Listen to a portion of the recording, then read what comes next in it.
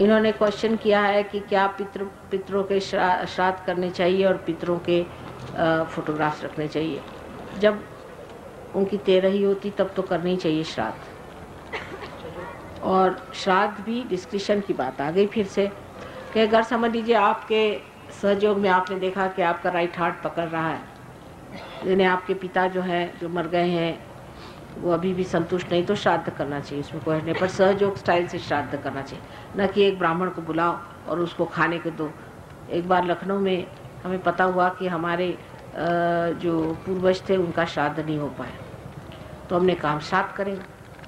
तो उन्होंने कहा कि भाई तुम्हारा श्राद्ध का क्या विधि। हमने कहा हमारा तो ये कि हम खाना बना के और सबको खिलाएंगे खाना, बस ये हमारा श्राद्ध है। तो हमारी सिस्टर इन लॉ बेचारी ट्रेडिशनल थी, उन्होंने कहा नहीं यहाँ तो श्राद्ध ऐसा था कि 5 ब्राह्मण बुलाओ। मैंने कहा 5 क्या, यहाँ तो एक भी ब्राह्मण दिखाई नहीं दे रहा।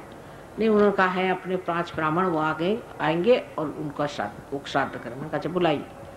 तो 5 आदमी आए, वो तो बिल्कुल पार नहीं थे ना ब्राह्मण थे।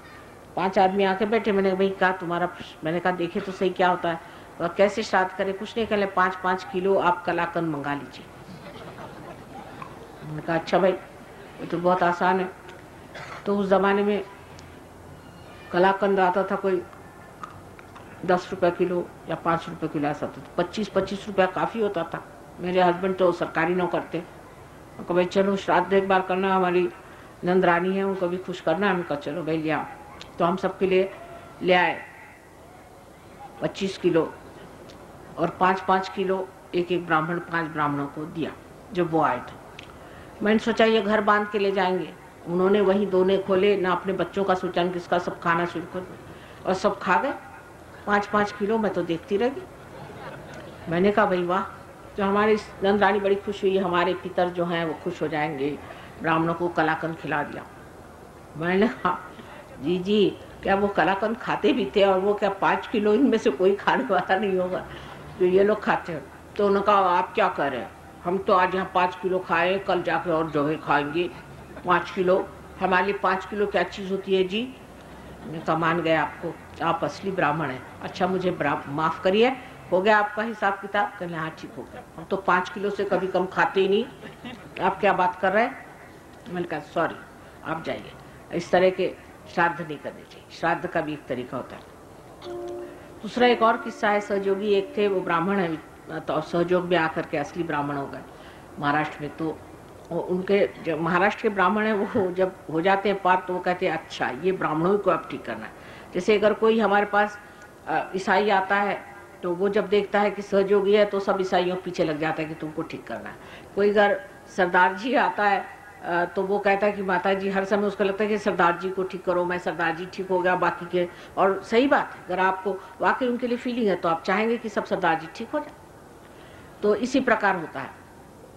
सो एक ब्राह्मण हमारे यहाँ थे, वो ब्राह्मण हो गए, तो अब वो ब्राह्मणों के पीछे पड़ गए। तो उनकी माँ ने कहा कि ये तुम्हारे बाप का श्राद्ध है तो तुम जाके एक ब्राह्मण को बुला लाओ। वो कहा मैं नहीं जाता किसी को बुलाने, ये कोई ब्राह्मण नहीं। उनका भाई अपने खानदानी ब्राह्मण है, या खानदानी होते जैसे नाई होते हैं खानदानी, चूड़ी हारने होती है, जैसे ब्राह्मण भी खानदानी।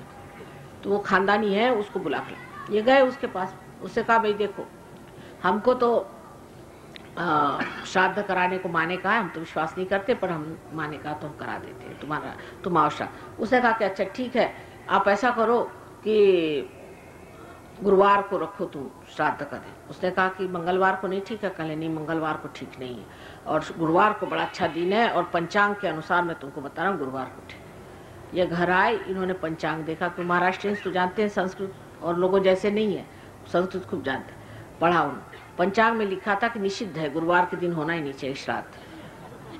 तो इन्होंने मंगलवार को अपना सहयोग से श्राद्ध करा दिया। वो जनाब अपना, उनका कहीं और अपॉइंटमेंट रहा होगा, तो उन्होंने सोचा कि अपॉइंटमेंट के अनुसार चलना चाहिए। तो वो जब गुरुवार को आए तो इन्होंने कहा कि आइए।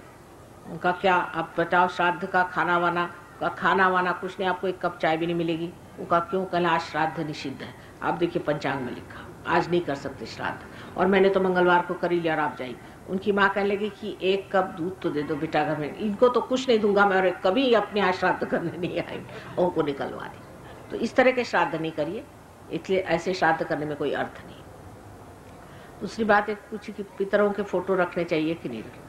फोटो रखने में कोई बात नहीं है, हर्ष नहीं है, पर अगर आप उनके फोटो के प्रति इन्वॉल्व नहीं हो तो अच्छा है, क्योंकि अब वो मर गए हैं, उनको फिर से जन्म लेना है, उनको बेकार में आप अपने अब बहुतों का कि उनके फोटो क्या रख दिए, उनकी आरती होगी, पूजा होगी, उनके सामने रोएंगे धोएंगे हर समय, तो ऐसा अगर हो रहा है तो उसको अंदर रख दीजिए। अगर उसके प्रति ये भावना हो कि अब ये मर गए, ये हमारे पिता थे, ठीक है बस, तो फिर कोई ऐसा नहीं प्रॉब्लम नहीं हो। लेकिन अधिकतर लोगों का तो मैंने देखा यही होता कि जब भी देखा फोटो किसी का तो लग गए उसी बात करना। अगर इस तरह की बात हो रही है तो फोटो मत रखिए, क्योंकि फोटो से नुकसान हो रहा है। अगर नुकसान नहीं होता है तो फोटो रखना चाहिए। फिर डिस्कशन की बात आ गई।